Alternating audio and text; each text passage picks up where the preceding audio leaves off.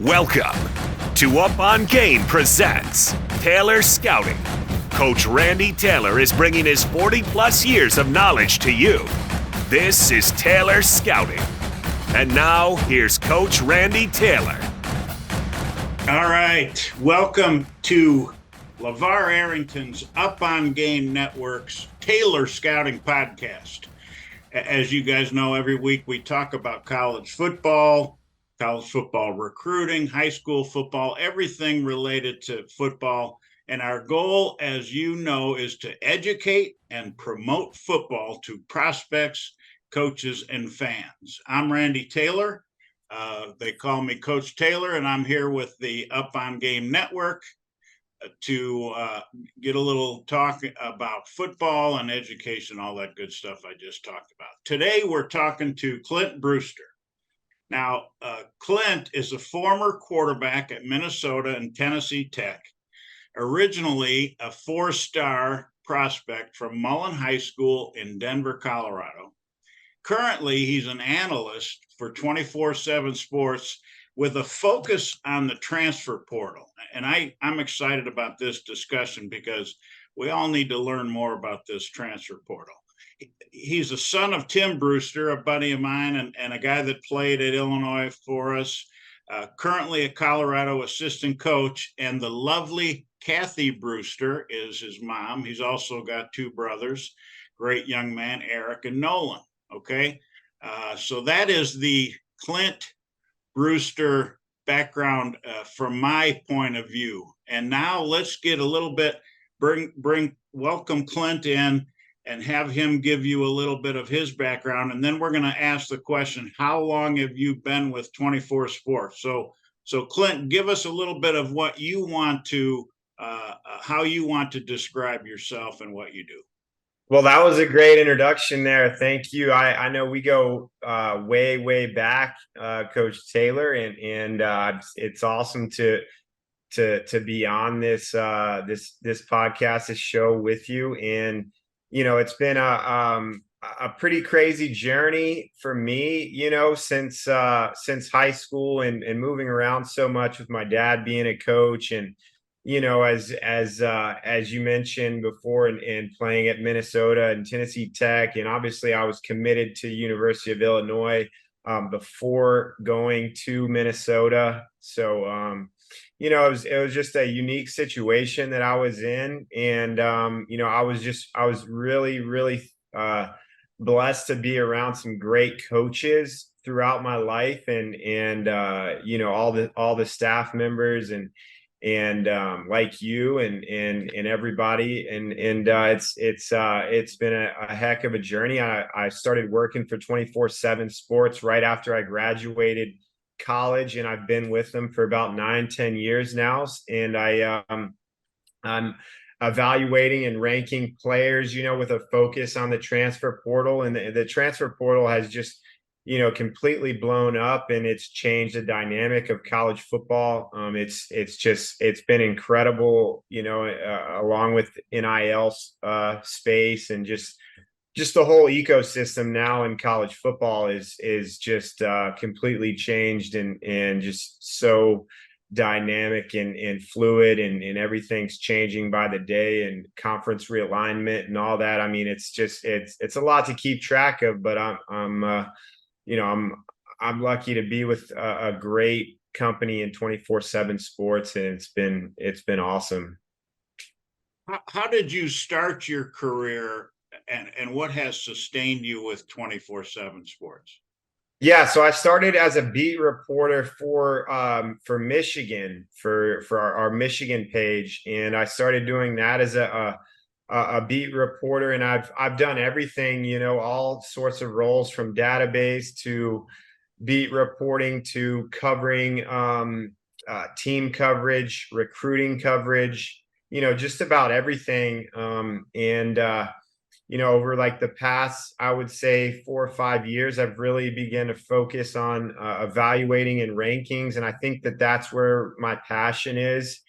And yeah, I really love just kind of digging in and really evaluating these players. We rank everybody in the transfer portal. We rank every single high school player that has a scholarship, a Division I scholarship. So it's a lot of work, but it's been so much fun, and I'm glad I did the other things too, and as far as team sites and recruiting and all that. And I think it's really helped me kind of get where I'm at now as far as ranking and evaluating players. So you mentioned that your role about analyzing and rating players, and you kind of touched briefly on, once they've got an offer and you start to find them or track them. Is that I guess my question is, when and how do you find out about a player transferring? Yeah, so everybody's in a database. Once they enter the transfer portal, every single player is in the database, and we have access to that database.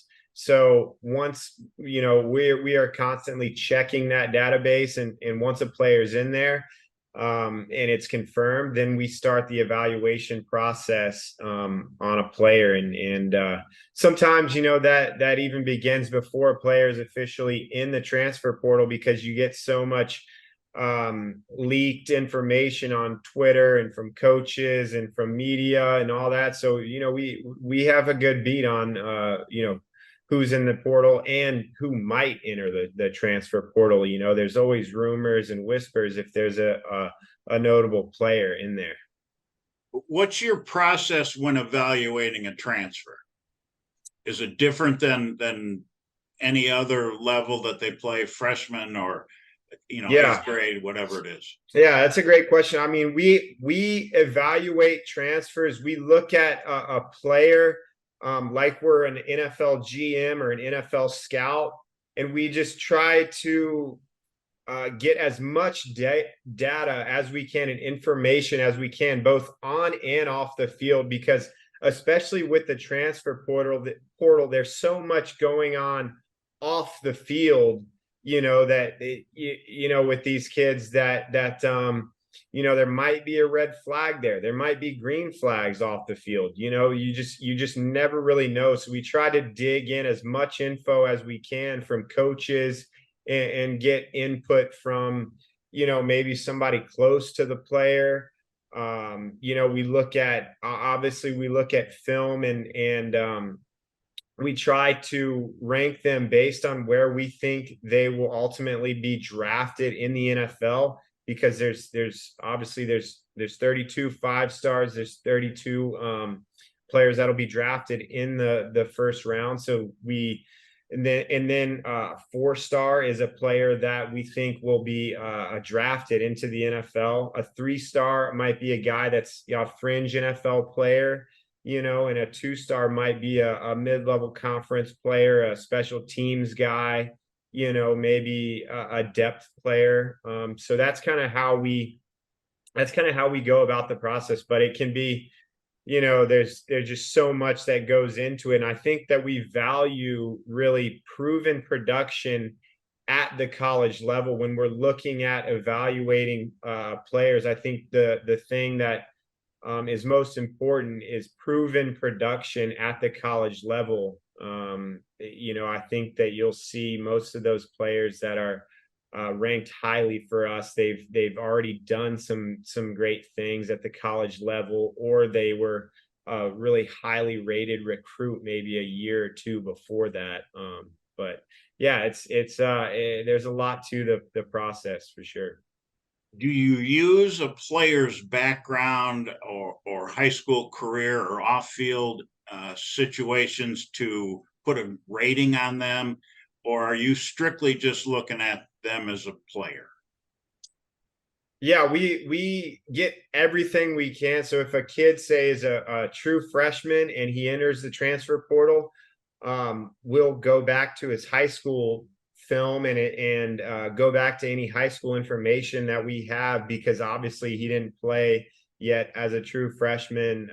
He might have been second, third on the depth chart. We try to find out why he didn't play as a true freshman. If you're ranked as a 5-star or a 4-star for us, we think that you'll make an immediate impact. So if you didn't, we try to figure out, okay, why didn't he make an immediate impact? Was it because he couldn't pick up the playbook? Was it because he was a cancer in the locker room? Did he have some red flags? Did he need development in the weight room? There's just so many different things that it can be. And we really try to figure that out. If a player is maybe a freshman or sophomore and hasn't played yet, we don't have any film to go off of. So we'll obviously go back to their high school film, and just any sort of information we have, we try to dig in and find. I always talk about players should always know they're always being evaluated, and they're being evaluated on everything. And we've talked about, X, which is, Twitter and all these different Instagram. And so, like you said, they're being evaluated on everything and whatever you can find as an evaluator. So how many transfers are there to eval each year? Yeah, so we ranked over 500 players this cycle. There was over 3,000 in the portal. There was maybe 2,000 last cycle, and it's gotten to be more and more. But as far as ranking players, we try to rank everybody from the top down that has a scholarship offer, or that is a notable player, a player that we think will move on to another Power 5 or Division I team. So we did not rank all 3,000, that's for sure. Yeah. But yeah, I think it was about 500 this year, and it was quite a bit. It'll be interesting to see how many there are in the next couple cycles. How many guys do you have working with you evaluating the transfers? There's a team of us. There's probably about four to six guys that are working with the transfer portal, and we'll have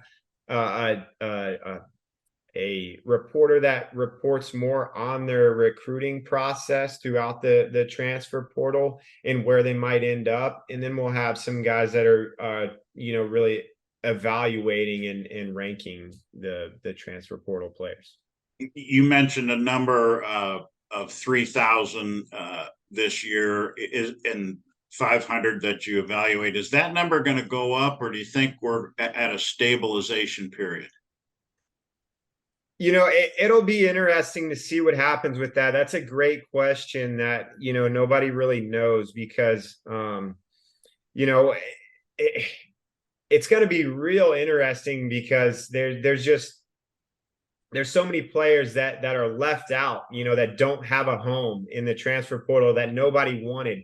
So do they either go back to the college that they were, because they're able to go back to, once you enter the transfer portal, you're able to go back to the college that you just entered from. If nobody wants you, you can ask your way back. That might be a little awkward with the team. Some coaches say you can't come back. But that's the question. There's so many guys who, maybe they'll go to junior college, maybe they'll drop down to Division II level, Division III, but there's tons of players, like I said, that we ranked about 500 that are going, Division I, or some might be going 1AA and or to a mid-level conference. But there's so many players that, they got to figure it out. And I think that there's a message there that sends to the players, should I go into the transfer portal? So all these players, they better be getting some good information from, a coach or somebody close to them saying, hey, you got to make a calculated decision here if you should enter the transfer portal, because you might not be able to go somewhere. And the 2,500 guys are kind of out there, and they're not Division I, FBS, Power 5, whatever the term might be. So they the grass wasn't greener when they got in the portal. Is that safe to say? So 2,500 out of 3,000, and maybe they knew it ahead of time. They're how that goes. But a lot of them probably think they're better than they are, and they get stuck in there.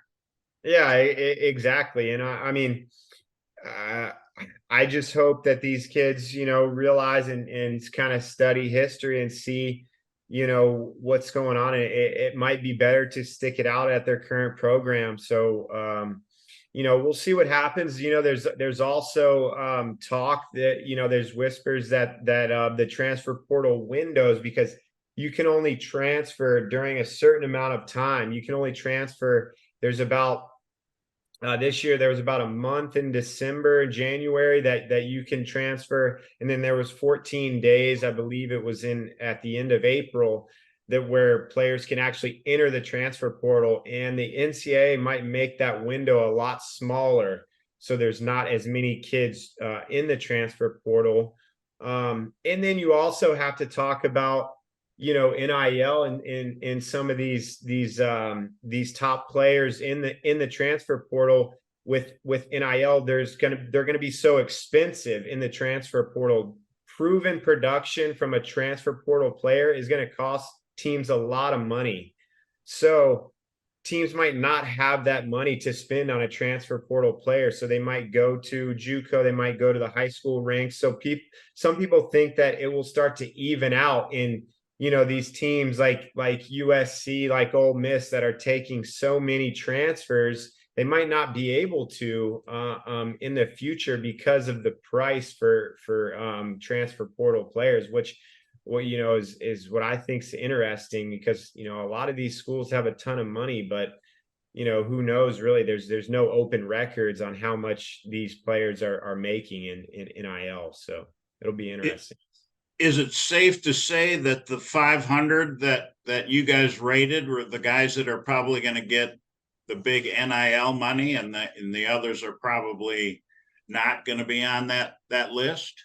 Yeah, I think so. I think we've done a great job with our team identifying the top players. Obviously there's going to be those guys that go to a lower tier of Division I AA, a Division II, and they have a breakout season and whatnot. There's definitely going to be those players. It's impossible, I would say, to find every single one. It's just like those high school players that end up going to a small college and really, really crushing it there, and then end up getting drafted. There's always going to be those guys to fall through the cracks. But I think with those the players that we've ranked, we've identified the top ones in our eyes, and yeah.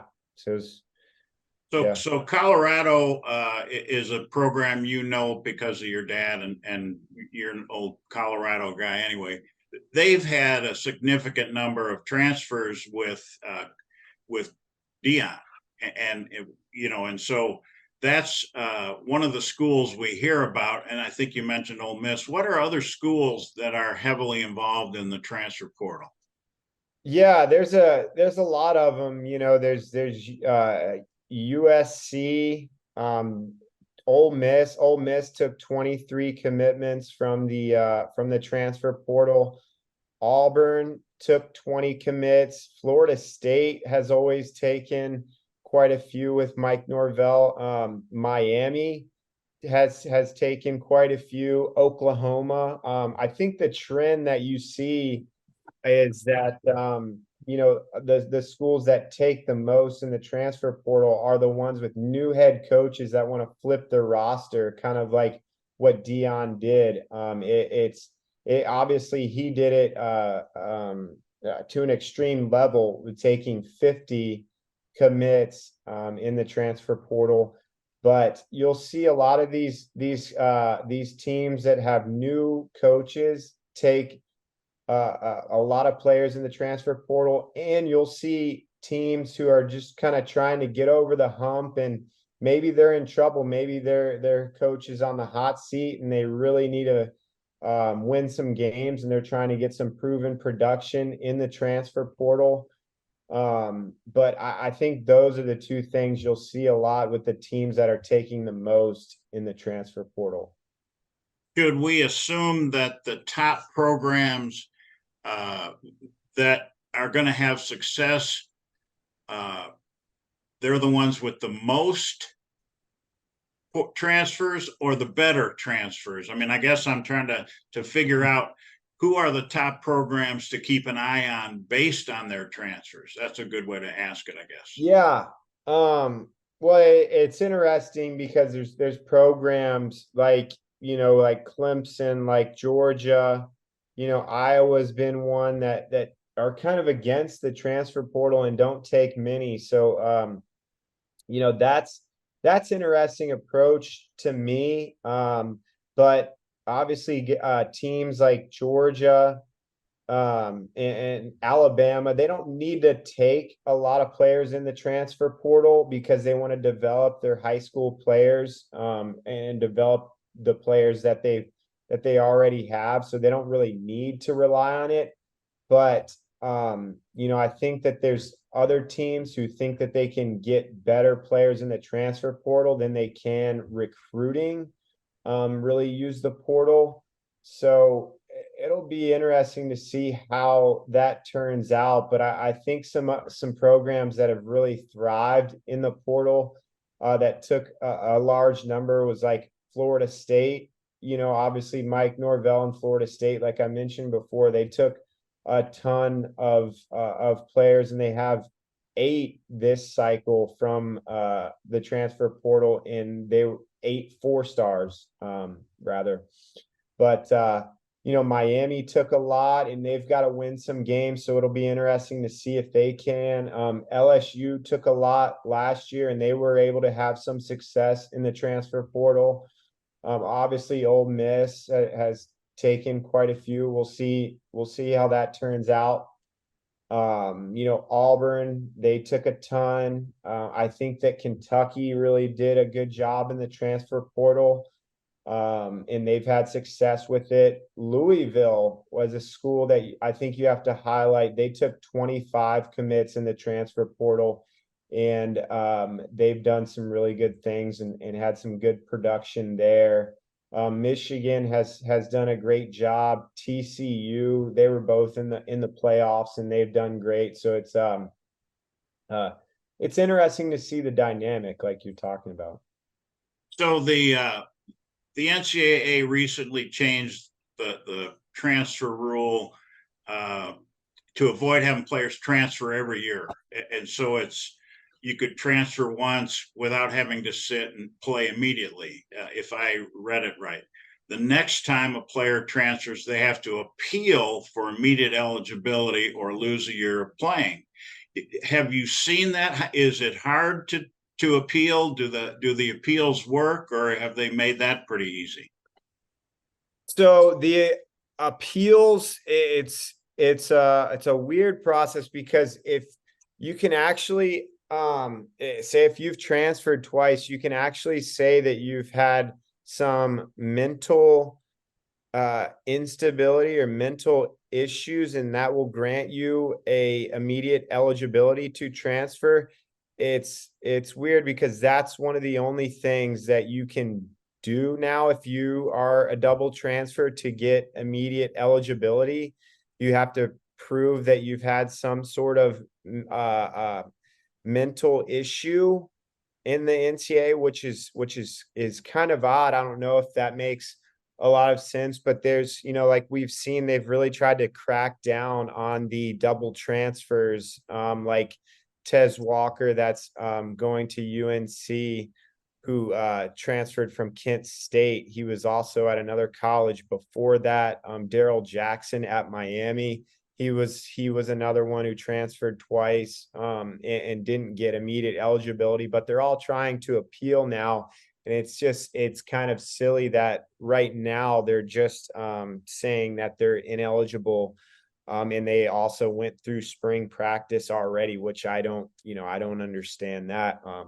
But yeah, it's a process that they're all trying to, there's a lot of gray areas, and they're trying to figure out right now. And a lot of it doesn't make sense, but that's just I guess that's how it is with the NCAA right now.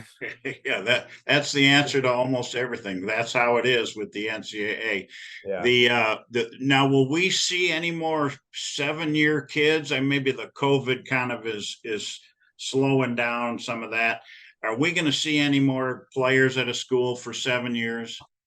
I I think there'll still end up being some, with the COVID year and with medical red shirts and all that. We might not see as many, but yeah, it's crazy to see some kids class of 2018 or 2017, however long ago that is, to to play college football right now. It's pretty crazy, but I think that we'll continue to see some more for sure. You mentioned earlier about the windows, the periods to enter the portal. Do you think that's helped? Is that working the way they wanted it to?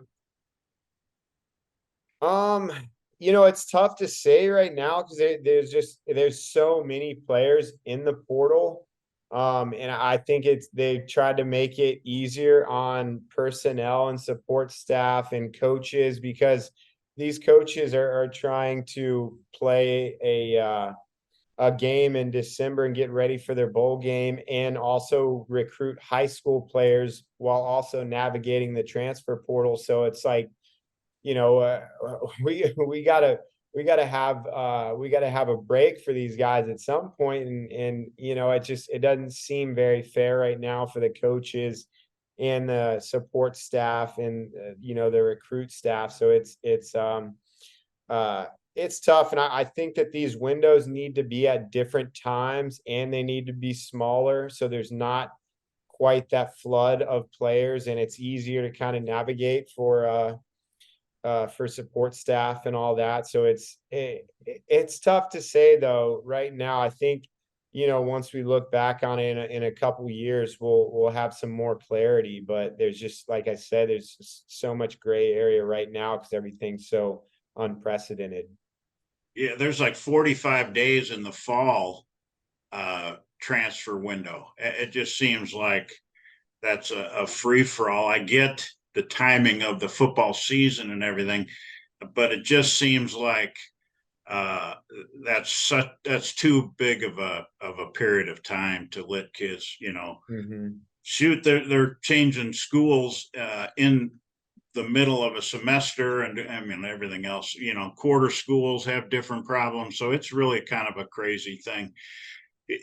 So you see some changes maybe coming there with the window. What other changes do you think could happen with the portal and with NIL? I don't know. Like I was touching on earlier, you think about the price for NIL players compared to high school and how that is going to even out because everybody wants, that proven production. And you know, I I just I really want to know. This is kind of getting off the question that you asked, but I really want to know. If you're a college program and you sign all these players right before the season like a school like Colorado did, will you have the cohesiveness? Will everybody be able to trust each other? Will everybody